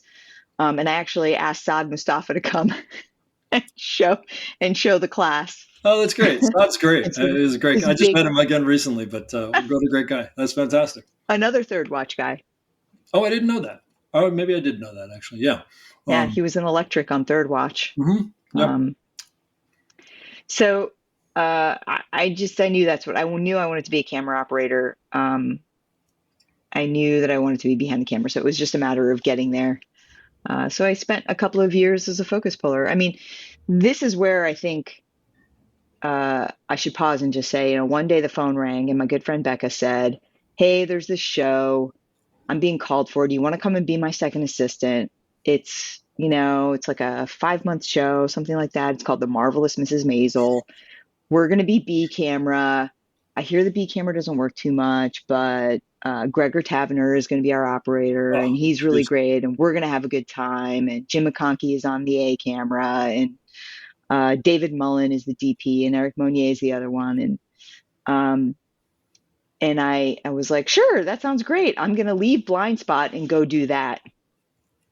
And I think that's the show that really changed it all for me. Sure. I mean, yeah. So you were a second on that. Did you pull focus at some point as well? So I started season 1 as a second assistant, and I didn't do season 2 because before I started Maisel, I was bumping as a focus puller, and in fact, when Becca left to do Orange is the New Black, I filled in and I pulled focus on it. But I mean, Yeah. Yes. So then I came back. So season 2, I was bumping, and I wanted to focus on getting to the next place, so being a focus puller. And so I didn't go back season 2. And the A camera focus puller, first assistant, Anthony Capello, called me and said, "Would you like to come back season 3 as the focus puller?" And Jim McConkey takes the phone and he said, "Also, there's a movie. And so, B camera doesn't really work so much, but this is a really great opportunity to learn the movie and to be a part of this like new thing that we're doing. And, you don't have to tell me twice about doing something fun and different." And that was really exciting. And so, of course, I said, "Hells yeah, let's do it." So I got to join What a them. great show to be a part of on so many levels. I mean, first of all, to be able to watch, if you want to be a Steadicam operator, you get to watch Jim McConkey run around on Yeah, a daily no basis. kidding. And also someone who's so giving with information and time Yeah. and everything, just such a wonderful person and an Yeah. operator. And then, Yeah. having Larry come in here and Oh my there and God. do stuff. And then this is a perfect time to say, by the way, and I will link to this on the page, but Jim did a breakdown of that big triple movie handoff on was it last episode of the show, right? Which you were the second operator in, yeah. So you can see the behind the scenes, and you can actually see Naz, grabbing it and handing it off and whatever. It's really cool. Yeah. It's That a was very awesome. cool shot. And those guys just Awesome. continued to push and push and push. It was amazing. What a great thing to be a part of. I tell you, Dave, it was a masterclass every single day walking onto that set. I'll bet. And I feel so privileged and so lucky to have been able to see and watch the first Magnetic Release, season 1, where Larry McConkey came in and did it. And, I know, to all the young people out there who are watching this, who are maybe not in the business and who know who Larry McConkey is, let me tell you, I thought I knew who Larry McConkey was. But season 3 and 4, when I got to work with him, because I was holding on to his gear, his movie, and I had to know that movie. And it's not just the movie. He's on the phone with Tab, the lead developer over at FreeFly, saying, Yeah. "Here, this is the issue. We need to fix it." And and we're pulling out the log from the movie and emailing it over to them. I mean, like, it was so. He's like incredible. he's a complete mad scientist in a very good way. Oh, And I mean, both of them are just, it's really fascinating to watch how, like, I've watched them problem solve things, Larry more than Jim, but both of them a little bit. And it's just this, it's like this zeroing in on what is the issue and how do you fix it. And I mean, it's more than I've seen most other people. It's kind of amazing. And I've been over Larry's place a couple of times and walked through his I don't know what you call that, his workshop or whatever. And it's just like, good Lord. I mean, the last time I was there, he was showing me actually the new magnetic Wonder Stick? releases that they had built Oh, with yeah. LED lights, and it can go on any angle. I mean, it's incredible. It's kind of, and it's funny. I remember the thing that when he showed it to me going on, I was like, but magnets don't do that. Like, that's not how magnets work. Yeah. And he's like, yeah, I know, that was the problem when we came around. It's really, yeah, he's amazing. And I don't think it's so much that, I mean, on many levels, Larry is a genius. There's no question. But Yeah. he understands sort of how to get people to move things in the direction that he needs. People who have more information than he does about something, to go, I don't know how all of this works, but it should be able to do this. So how do we, and gets that conversation going. Whereas a lot of people would go, well, it just doesn't do that. And it's like, no. Yeah. It has to. There's got to be some way around it. It's amazing. Yeah, no is not in his vocabulary. Nope. We can do it. It's just a matter of time, money, and R&D. That's it. That's exactly right. Yeah. So, and that's the reason that, for anybody who doesn't know him, I would imagine most people listening know, but Larry, from what I understand, what's the showrunner's name? Amy Sherman Palladino. Sherman Palladino would come to Jim and say, I want to do this, this, this, or this. And Jim would just go, yeah, sure. And then he'd turn around and go, Larry, I don't know. And the two of them would go back and forth and figure it out. And then they'd come up with something. I mean, there were so many firsts on that show. This thing that she coined, the Wonder Stick. I mean, that's incredible. It's really cool. I mean, you could. Was the first thing that you guys did with that the mail down the chute shot that comes out and goes? Then what do you call that? The operators. That was the first switchboard operators. Yep. Yeah. That was the first Wonder Stick. That was the season I wasn't there, so I caught the next iteration of the Wonder Stick. And actually, on Uhaul, we used the Wonder Stick on some pretty incredible shots. And I think it's really. I mean, he's brilliant, and he is. I'll never be like that. He's left brain, right brain. Mm-hmm. He's analytical and also incredibly creative. Yeah. And he's, by the way, also the kindest person in the world. You're talking about Jim or Larry? Because it could be both of them. It could be both. But, Larry, who's the one who created the remote follow focus for his assistant, Larry Houston. Because, why have probably because there was a shot that it was impossible to have somebody pull focus with a wire. Yep. Next to him. And so he, took all the technology he knew and developed this thing. And I have a photo of him with it. It's like, it looks like it looks like a remote control. You have to send that to me. I haven't seen, I don't think I've seen that. I want to see that. That's absolutely right. But absolutely will. But so just so anybody who doesn't know, and I'll post something on it, the Wonder Stick is basically like, it's a Steadicam base, but the Movi is hanging off of one side and it's on the arm, and you sort of do it sideways so you can stick the camera in between things. And there's the classic thing on season 2 in the opener where the camera basically goes in between a switchboard where all the wires are going in and the ladies who are operating the switchboard, which it's sort of like, I remember when I first saw it, it's like, wait, a camera can't go there. That's not possible. And then How did they do that? Well, and the incredible thing is, and then of course, Jim is on headsets and he's operating the camera, Larry's physically putting it in space and then Jim is panning and tilting. And, but the funny thing is actually though, and what, like so many things that I've seen Larry pull off and Jim pull off, you then see what they did and you went, oh, that makes perfect sense. That's actually not that complicated. I mean, it was complicated to get there, but no, that's a really simple, elegant way of doing this shot. Yeah. It's pretty amazing. It's worth checking out. So basically you pretty much moved up to operating then on Maisel. Is that right? Yeah. I left Maisel, yes. So everybody knew that I wanted to operate, and so I left Maisel, season 4, and started. I did a Hallmark movie as an operator, and okay, so you'd done something else before you came back there, I did a couple of I did the 1 or 2 projects as a Steadicam operator, and 1 or 2 features. All of them were features as a conventional operator, and.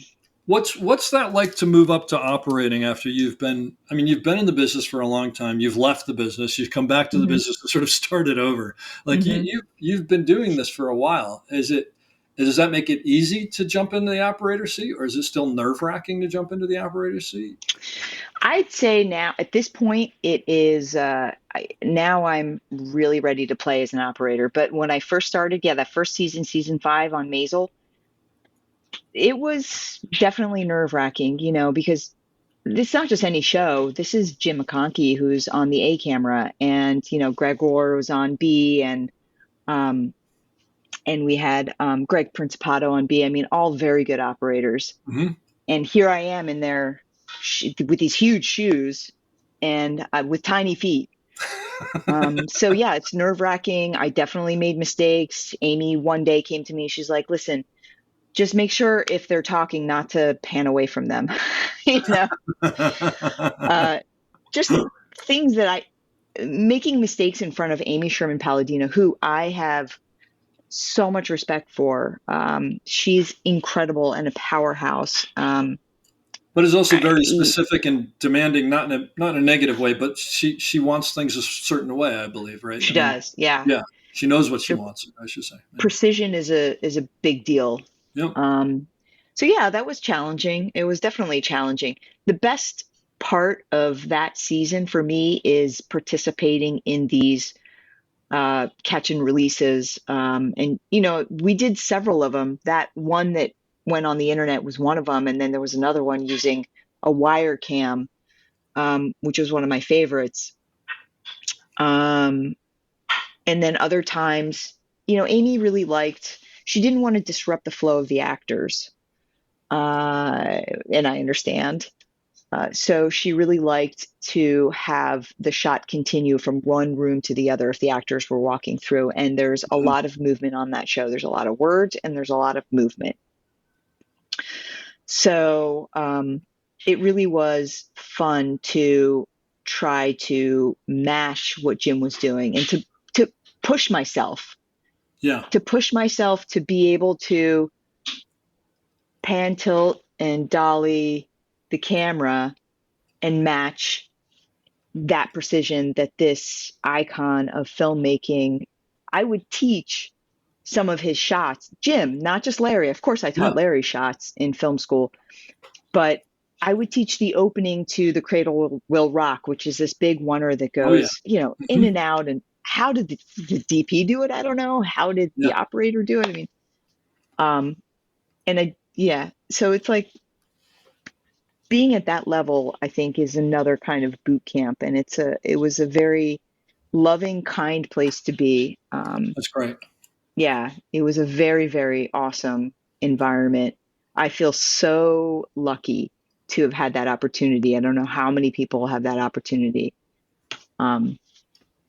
So do you remember some of the early hurdles that you had? Was it more just like physical panning and tilting and framing and whatnot, or was it a head game? Like do you psych yourself out? Mm-hmm. Yeah, I mean, I think the hardest thing is to make a decision. Like Henri Bresson, the photographer, the famous photographer, had this quote. He said, "A photograph is the decisive moment," or something like that. And framing the camera is very similar. You have to make the decision, and you can't be indecisive. And my biggest hurdle in the early days was that indecision. Do I want a little more space here, a little more headroom? Do I want, it's the little things. I don't disagree. I think the hardest thing in the world is not to go, maybe I should be, what if I was, because if you start doing that floating, then suddenly it's, as far as I'm concerned, it's not a usable frame. So you're better off sticking with what you got and then maybe changing it in the next one or whatever. Which doesn't mean, I don't know about you, but it doesn't mean that I'll land a frame and let's say I know I'm going to sit there for a little bit. I'll start looking at it and thinking, I wonder what it would look like if or maybe next time I should, like I'm thinking about it, but you don't want to be doing that. Yeah. Commitment is the hardest thing in the world, and not questioning yourself. I probably told this story before, but I did right after the earthquake in Haiti, the horrible earthquake in 2010. I was there for about 3 weeks, doing this documentary for an amazing organization called Partners in Health. And there was an AP photographer who was there doing a story on them as well. And he and I got to know each other very well.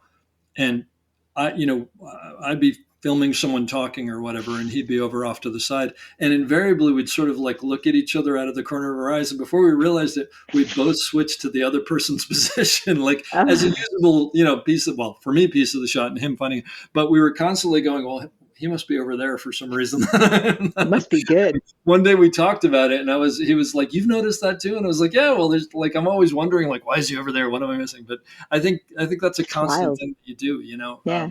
It's just, and so did you eventually get to a point where you were like, I'm landing frames and I'm comfortable with this, or do you find that you still question that? I mean, I think we're always I'm always questioning. There are points where I look at the frame and I go, I love this frame. I fucking love this frame. And then if I don't love it, the actor moves a little bit and I get to zhuzh it. They're always, and I mean, especially on the non-procedural that I find myself on. Mm-hmm. Yep. It's, there's going to be a million cuts. Etoile, no. And you knew you had to land it. So, the other thing that I learned that I didn't do enough of, and I learn now, and I do a lot, is I do my own rehearsals.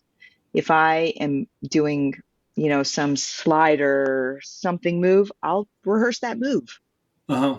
I'll make sure that I have my dampening set to where I want it in order to land it, in order for, When you say you do your own rehearsals, meaning like even if the actors aren't doing it, you'll just rehearse the move, or I'll just rehearse the move and rehearse the move until it's muscle memory. On Maisel it's different, and on Etoile it's different, but on a lot of other shows, especially the the tiers that I end up doing feature wise, a stand-in doesn't necessarily watch what the actor's doing, and so a lot of times you're coaching them and you're reminding them what the action really is. I mean, on Organized Crime, I've got one of the best stand-ins for our number one, Chris Maloney. He'll come to me and he'll say, okay, and so when I look at the blood, where am I looking? Where's my eye line? And he reminds me that, oh shit, I got to set an eye line for him. That's a complete gift to have. It's such a gift. That's fantastic. I worked a bunch with Chris Maloney, and I really enjoyed him. He's a lot of fun. Actually. He is, and he's so good. He's not a lot of fun to everybody, but he was a lot of fun to me. You know what I mean? No, I think, you know what it is? I think that he appreciates, there were a lot of us. I think he appreciates people who know what they're doing and work hard. Yes. Yes. And he doesn't suffer fools. He doesn't suffer fools. Exactly. Yeah, he's been doing it too long. That's great though. And, well, I should say, I just want to back up, you've mentioned Etoile a couple times. For anybody who's listening to this, because they wouldn't know, depending on when this comes out, that's the new show that they're doing, which is all about ballet in France, I think. Is that right? Yeah, it has to do with ballet in France and in Paris and in New York. Okay, gotcha. But it's basically, if you think about Maisel and the fact that it's ballet, I'm sure it's got a lot of crazy moving shots. Actually, Jim and Larry have told me about a couple of them, and I know Larry came out to France for a little while, and it turned into a long while, and all those other things. Yes, and then he stayed, stayed. I should say that I only worked on the New York portion. I didn't go out to Paris with them. Yeah. But when you're on a show like that with Larry and Jimmy McConkey, are you constantly picking their brains? Yeah, I mean, well, so this is what's beautiful about the show, and my involvement in the show. I started, by season 3 and 4, I was the Movi tech and the B camera focus puller. So I was by Jim's side while he was, getting all, doing these really beautiful shots. So yes, I was. And then I was responsible for Larry's gear. So I was going out to his shop and I was helping him organize his stuff, and wow, what a gift. And just to watch them have the shot, work through a shot, or just to watch Jim work through a shot is kind of incredible. Yeah. From what aspect of it?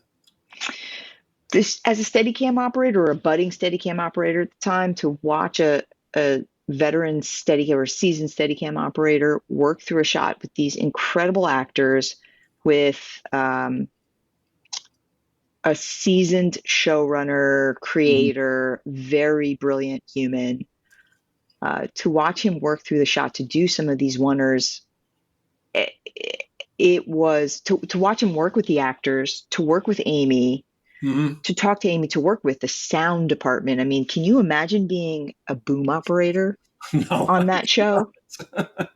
And they won an Emmy, so they did Yeah, it right. sure. To watch him work, move the sets around and work with set dress. I mean, it just is Yeah. really, it was such a learning experience for me. And it was like a masterclass in every sense of the word. Is it hard to have really kind of, not that it's where you started, but really, really cut your teeth on a show like that and then go on to other shows that are procedural or something like that? Is that a hard Well, adjustment? no, it was great because I needed, I was watching on the sidelines, it's not even like I'm the like, understudy at that point. Yeah. I'm just I'm executing shots. It's not that I'm not. It's just for those big oneers and catch and releases, for example, you need to have a mastermind, a leader who is organizing all of that. And that is 100%. 100% Jim. Yeah. And he can operate the wheels like nobody I've ever seen in my life. And I've been doing it for a while. And, I've been in the business for a while. So I've seen a lot of the old guys that all they had were gearheads, Yeah. Yeah. but he can just from over there not see where the camera is and be able to And no. follow along. Yeah. Like, Yeah. wow. That's great. So for me to be sort of the person on the side who's sort of helping and, assisting and move, I have different parts that I'm playing. It's such a gift to be able to leave that knowing all that I know. Like I've just taken all the notes, I was in all these master classes. I just spent 3 years, like Yeah. I'm ready. Somebody put me in, coach. I'm ready. Yeah. Yeah. Yeah. Yeah. Yeah. So it feels really good to go into a show where I'm used every single day and I'm the B cam or Steadicam operator. So sometimes it's just me. Yeah. So I get to, use that muscle and work with like this real powerhouse of a number one, Chris Maloney. Yeah. You don't just tell him move over a little bit if you're not sure. Exactly. It's a kind of, and that's how actors should be treated. Yeah. Yeah. I mean, with respect and With respect and not to just ask for something that doesn't need to be done, but that will actually tell the story better and all that. And you were telling me you just worked with Eric LaSalle. Yeah. So Eric was our episode. So this is going to be the season opener that he directed. And, Okay. Yeah. Did And he put you through your paces? He likes Steadicam. He loves Steadicam. Yeah. He's fantastic. It's great. I do want to say, if I could just shift gears for a second and talk about, on organized crime, this is my second season on organized crime. So I came in and I replaced John Beatty, who bumped to be the alternating DP. So John Beatty, who's an incredible Steadicam operator, is DPing the show, and he was the Steadicam operator the last time Eric was there. So I have two very critical eyes on my frames and my movement, and I don't know if you've had this experience, but to work under a Steadicam operator, you kind of have to up your game. You can't make excuses. There's no like, oh, the actor went really fast. Yeah, so you pick up your pace. Yeah, exactly. No, there's no question. I'm not going to say who, but there was a director that I worked with who used to be a very good Steadicam operator, and I was sort of cheating something in the middle of a shot, and I came back and put the dock down, and he looked over at me and he goes, I see what you're doing there. And I said, I'm sure you do, but you would have done the same thing. And he goes, no, I would have. I said, you got a problem with it? He goes, no, I just want to let you know. I see what you're doing there. I said, okay, that's fine. I'm making a shot work. What do you want me to do? But I know That's what you awesome. mean. The funniest thing is what I always feel like is I always, you're doing the shot and I have to push it out of my head so I can do the shot. But you're thinking like, oh, they're critiquing me and he's wondering why, and I came around the corner of my horizons or this. And the reality is they're directing the show or they're DPing. They're watching the lighting or they're watching unless something massive happens, they're not paying attention to you. They're not Everybody's paying in their own attention head, Well, no, I gotta say, I'm very lucky. Again, this is another place I feel so lucky in my life to have all the people around me that I do. Like John Beatty is such a kind, uplifting person, That's the you best. know? Yeah. It's the best. We just on Thursday, we just I'm gonna get excited talking about. I did a big crane step off and Oh, snake cool. through this big oneer. It's Eric LaSalle, so he wants Eric to do Lassell. this There you go. oneer. Yeah, yeah, of course. Um, and I got to do it, and that was the first time I'd done that, and holy shit, what fun. It's a And rush, right? it's amazing to get the feedback from somebody who's done it and done it for years and to say, good work, thank you. That's great. It feels That's great. so good. It Yeah, feels yeah, really good. And it also makes me push myself. And when I push and I succeed, it feels really good. yeah. I feel really lucky. That's fantastic. And so when you're working with him, do you ask him, like after the shot's over, the scene's over, or whatever? Do you go back and go, "Hey, there's this part of this that I think I could have done better." Like, what do you Oh, like? yeah. You ask him as a Steadicam operator, I guess is the question. Yeah, Yeah. And sometimes beforehand, I'll yeah. say, so here's the thing. I want this, this, and this. What do you think? Should I do this? But I operate back mount and I operate goofy, and he's a front mounted guy operating regular. So we're sort of in two different worlds. So I think Hmm. there's some things that I can I can definitely like push out the rig and move it around. It feels a little bit easier, I think, than it did when I was a front mounted Sure. operator Yeah, yeah. anyway. Well, it's a different way to wear the vest. So Yeah. concept is the concept is similar, but the execution is different. Yeah. No question about it. Yeah. That's great though. That's so great to hear. I mean, Yeah. that's my favorite thing about Steadicam operating is that everybody tries to pay it forward and give back, and Oh yeah. we all want to help everybody else out. But that's great, and it's so great to hear you're working with Eric LaSalle. He's one of my favorite people, one of my favorite directors, one of my favorite actors, just across the board. And he used to get so excited when we would do big Steadicam shots. He just loved Oh, it. It was a blessing. And then yeah. you worked It's on awesome. Day of the Fight, right? Yes. So the best compliment I ever got is after being David Mullen and Alex Nepniameshki's B Oh, camera operator. I love Alex Yes. and David, I should say. Yeah. They're very talented. I just I forgot mean, Alex was on the show for what, one season? Did he do one? no, since season 3. Since He season came on. three? Yep. Oh, I 3, didn't- 4, half of season 3, 4, 5, and then he was also on Etoile. Oh, I didn't realize that. Oh, Yeah. fantastic. That's amazing. He's incredible. So after all of that, Jim calls me up again and says, "Do you want to come and be B camera on Day of the Fight? It's going to be a little bit different than Maisel. You'll probably work a lot more shots." And so that was really cool Yeah. to have him recommend me for other jobs, and also to have him ask me to come and work with him again and to come back on Etoile. I mean, that's like the highest compliment that I could get. That's great. That's Um, fantastic. Well, Day of the Fight was absolutely beautiful. I love the oh work yeah, that both of you did in that movie. It was just yeah. such, and not to mention the black and white in that movie is Oh, just gorgeous. Was that shot on film or video or digital? that was shot on an Arri 35. It was okay. Yep. I wasn't sure, but yeah, it was. Yeah, it's a beautiful. Anybody who hasn't seen it should check it out. And there's some really wonderful framing, and the framing is Mhm. beautiful. The camera movement is beautiful. Everything The about it. movement is gorgeous. Great. Yeah, that's all It's just Jim, man. He yeah, sets that tone and he guides that frame. It's just amazing. It was really fantastic. cool to watch him work under different circumstances with different people. And Jack Houston, who was a director of that show, is also a very impassioned human. He's so passionate about he feels it. He feels everything, and it was beautiful. It's beautiful Yeah, to watch that's great. it come together. Fantastic. Yeah. So eventually, you see yourself moving to 8 camera. Is that something you want to do, or From your lips to God's ears. it'll happen? It'll happen. No, I do. I really do. I mean, I feel like it's interesting because you're catching me mid-career here. I mean, I'm a young Steadicam operator, but not young in age. So One has nothing to do with the other. It just means you know more. And like as you look at that, what do you think the big hurdles are going to be today? just like getting to be full-time Steadicam on a show, it is really going to be somebody who's going to have to take a jump in believing me.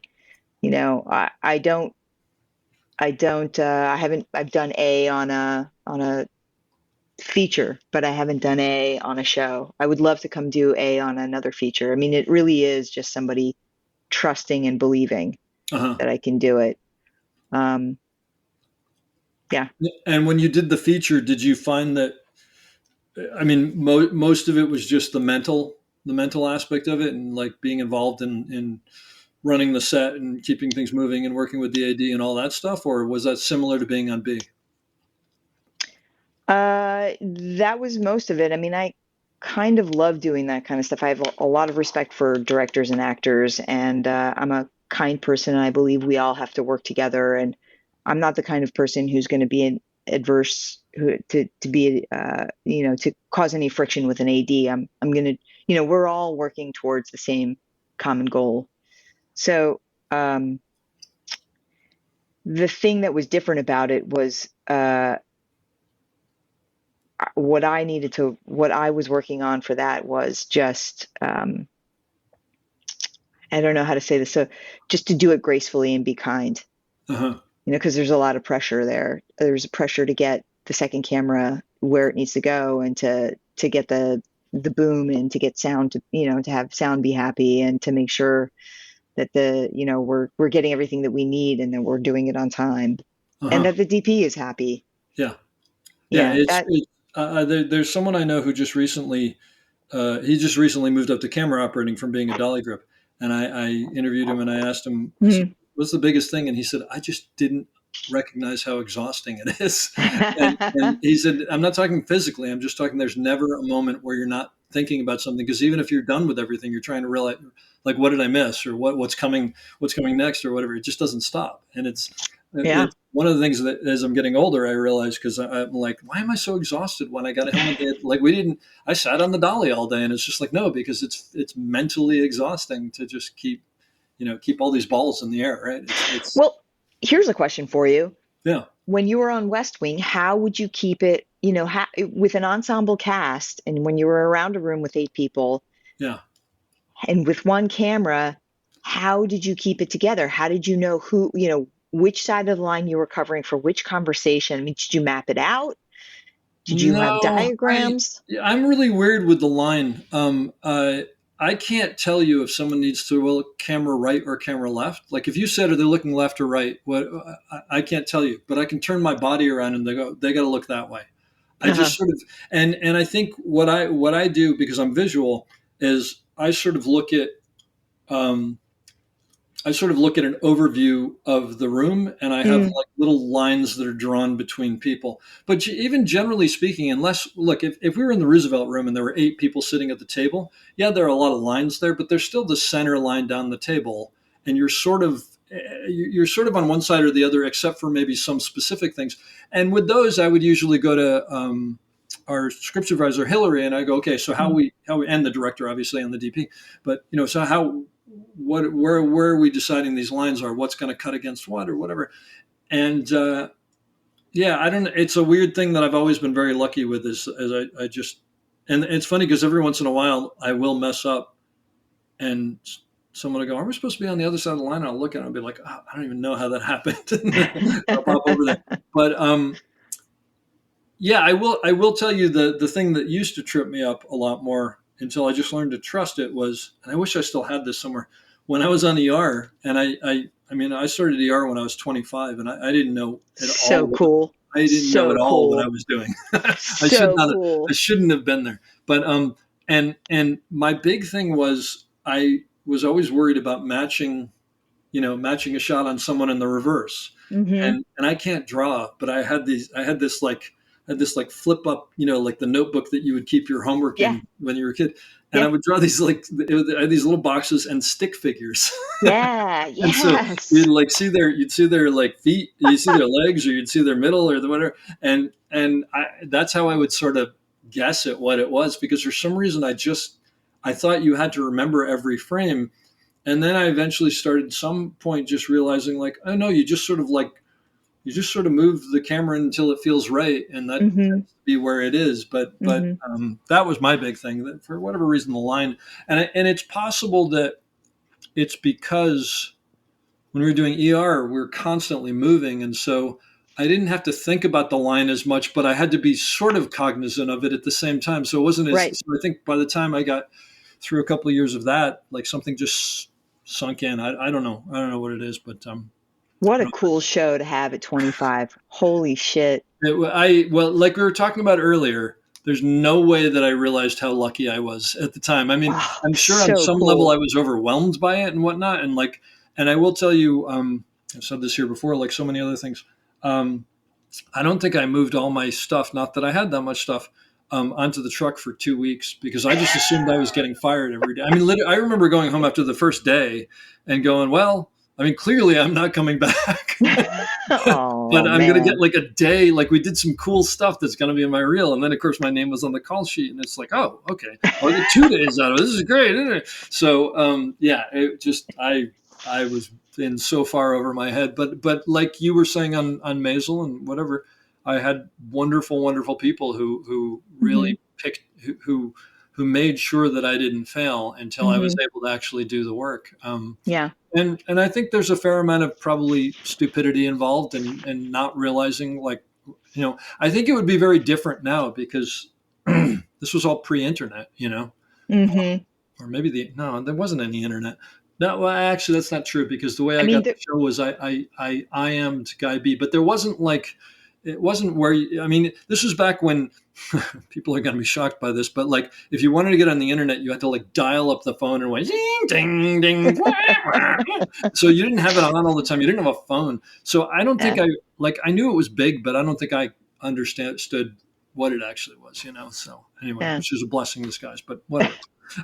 Yeah, it was a cool thing to be part of. But well, listen, this was so great to sit and talk to you and hear all this and hear your story. And like, what an amazing story. I just love the fact that, I mean, literally, like most people kind of meander a little bit, but like you literally like checked out and came back and came back in, by the way, and not where you left off and sort of like restarted, which is so impressive. It's, and clearly, you know, you're nowhere near the end of your career by the people that you're working with and the stuff you're working on. So I'm excited to see other stuff, but I will leave you with, I have to knock on wood.